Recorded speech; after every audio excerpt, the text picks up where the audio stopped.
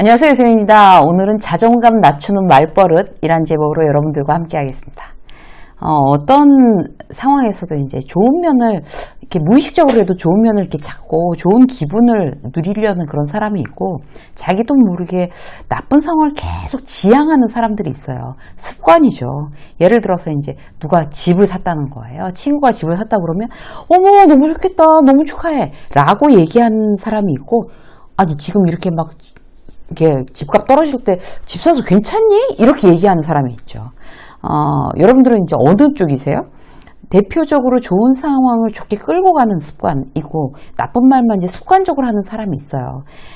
나한테 그렇게 부정적인 습관이 붙어 있으면 오늘부터 지금 방송 보면서 이제 싹 뜯어 고쳐야 되겠다, 이제 이렇게 생각하시면 좋아요. 어떻게 고칠 수 있겠어요? 이제 처음부터 이제 생각을 다 뜯어 고치기는 이제 어렵죠?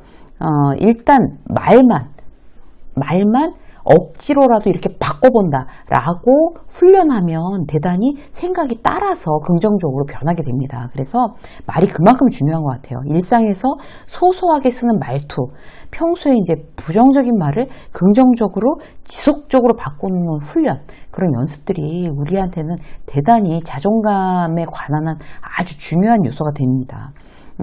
나의 자존감을 올리는 가성비 높은 훈련, 지금부터 이제 시작하시죠. 첫 번째, 습관적으로 고마워, 미안해, 어느 쪽을 쓰시냐는 거죠.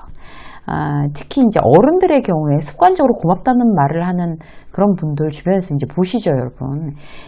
누가 이제 시험에 붙었대요. 그러면 아유 고마워라. 누가 결혼한다 그러면 아이고 고마워라, 이런 식으로 얘기하는 거죠. 예전에는 그런 말이 이제 참 이상했어요. 아니 본인한테 왜 그게 고마운 일이지? 라고 생각했던 적도 있었던 것 같아요. 주변에서 뭐가 잘 됐다고 하면 아우 너무 감사하다, 이제 이런 거. 근데 이제 나이를 먹으니까 그게 무슨 의미인지 알겠어요. 저도 이제 막 그런 얘기를 쓰고 있는 저 자신을 보면서 내가 나이 들었구나. 근데 고맙다고 이렇게 말해야 되는 상황에 미안하다는 사람이 있어요. 그러니까 아까처럼 이제 우리가 막 어떤 여러 가지 남들을 축하해줘야 되는 상황에서도 고맙다고 얘기하는 거, 이것도 이제 대단히 이제 진심이 느껴지는 좋은 이야기인데, 사실 이 고맙다라고 진심으로 전해줘야 되는 상황에서 자기가 쑥스럽고 이제 이러니까 그걸 미안하다고 얘기를 한다니까요. 이렇게 되면 자기 자존감이 그 순간 떨어지게 됩니다. 대표적으로 이제 자존감 떨어지는 사람들의 특징이라고 할 수가 있어요. 예를 들어 볼게요.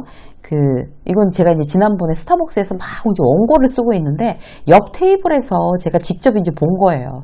그러니까 제가 이제 주로 주말 아침에, 토요일 아침에는 이제 새벽같이 전 스타벅스에 가서 이제 아침에 원고 쓰는 걸 대단히 좋아해요. 막 쓰고 있는데 아침에 무슨 이제 샌드위치랑 이제 중년의 여자들끼리 모임이 있었나 봐요. 그래서 옆 테이블에 와서 저는 이제 별로 안 좋더라고요. 옆에서 계속 떠드니까. 그런데 그 얘기를 듣게 됐어요. 옆에 있는데. 한 분이 한옥마을에서 손수건을 이제 한옥마을 놀러 갔다가 손수건을 이렇게 막 여러 장 사갖고 와서 탁 내놨어요. 그러면서 거기 이제 넷이서 모여 앉아 있었는데 마음에 드는 걸로 가져 이러고 그 친구들을 위해서 이제 사온 거죠. 그러니까 거기에서 이제 극명하게 자존감이 높은 사람과 낮은 사람이 어떻게 이제 갈리는지 제가 직접 눈으로 봤어요. 이런 거예요.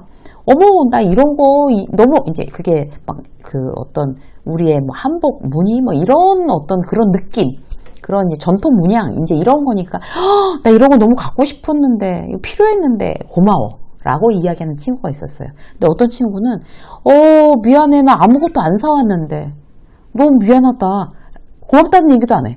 그냥 어머 미안해서 어쩌니 라고 얘기해요. 그 손수건을 보고 미안해서 어쩌니. 누군가에게 마음에 이제 빚진 상태가 떨어지면 내 자존감이 떨어집니다. 그렇기 때문에 고마운 어떤 상황이 벌어지면 그냥 있는 그대로 고맙습니다라고 얘기하는 게 대단히 중요하죠. 미안하다는 말은 정말 미안할 때만 써야 되는 말입니다. 나의 자존감을 위해서 꼭 기억해 두세요. 이왕이면 이제 고맙다는 표현 더 자주 쓰시는 게 좋죠. 미안해요를 고마워로 바꾸면 대단히 이제 회사에서도 좋아요. 그게 어떤 이제 업무 성과에도 직접적인 영향을 끼친다고 합니다. 예를 들어서 백데이터를 후배가 만들어줬어요. 늦게까지. 그러면 미안하다, 늦게까지 퇴근도 못하고 진짜 미안해서 어떡하니, 이렇게 얘기하는 선배가 있고, 와, 늦게까지 퇴근도 안 하고 이거 이렇게 도와줘서 너무 도움이 됐어. 너무 고마워. 라고 이야기하는 선배가 있죠.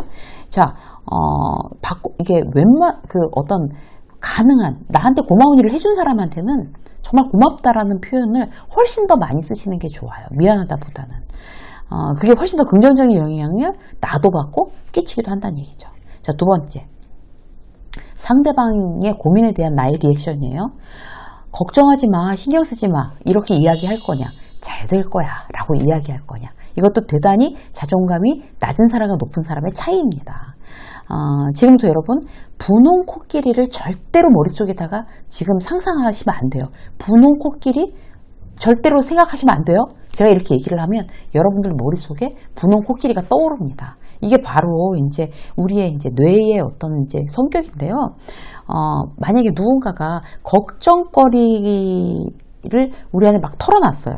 그러면 그게 해결해달라고 털어놓은 걸까요? 그렇지 않아요. 그냥 하소연이잖아요. 근데 거기다가 걱정하지 마, 신경 쓰지 마, 이렇게 얘기하면 우리의 뇌는 그 단어 자체에 반응을 한다고 해요. 그래서 걱정, 뭐 염려 이런 말 썼으니까 신경 쓰지 마, 그럼 신경 쓰게 되고, 걱정하지 마, 그러면 이제 걱정이 떠오른다는 거죠. 그러니까 부정형 문장은 머릿속에, 이렇게 부정형 문장이 머릿속에 딱 입력되면 그걸 한 번 더 부정해야 되기 때문에 스트레스를 받는다는 거예요. 신경 쓰지 말라고 하면 더 신경 쓰이는 그런 이제 상황이 벌어지는 거죠.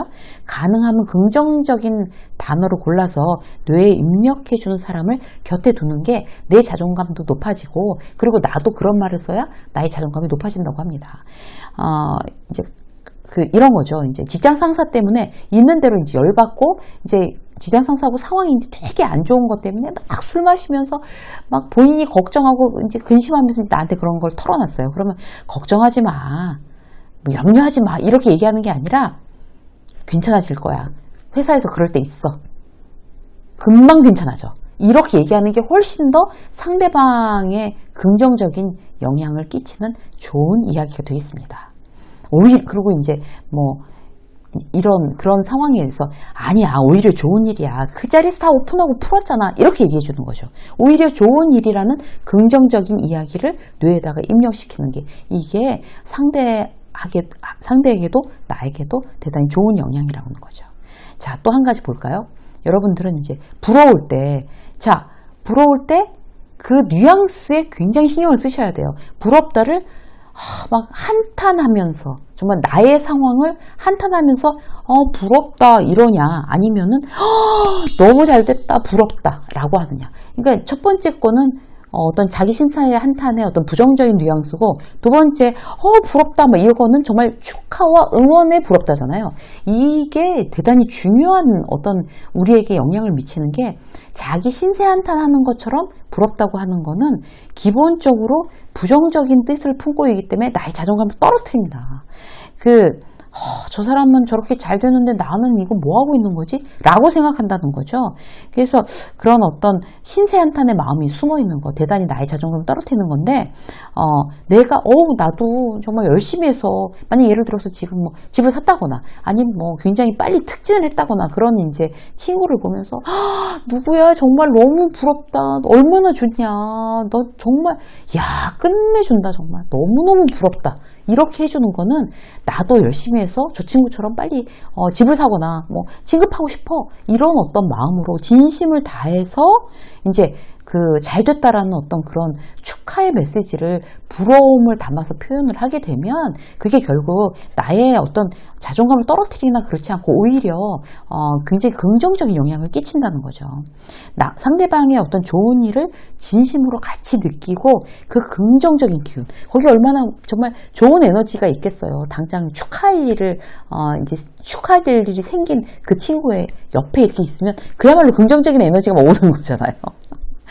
그래서 그런 긍정적인 기운을 이제 진심으로 같이 느끼고 함께 하는 거, 막 좋은 일을 막 정말 축하해주면서 나누는 거, 이런 게 어떤 이제 나의 자존감에도 대단히 긍정적인 영향을 끼친다는 걸 알고, 그야말로 긍정적인 말은 외국어 공부하듯이 계속 내가 의식적으로 이제 내뱉는 어떤 그런 습관을 가지시는 게 우리의 자존감을 위해서 대단히 중요한 일입니다. 오늘부터 연습하시죠.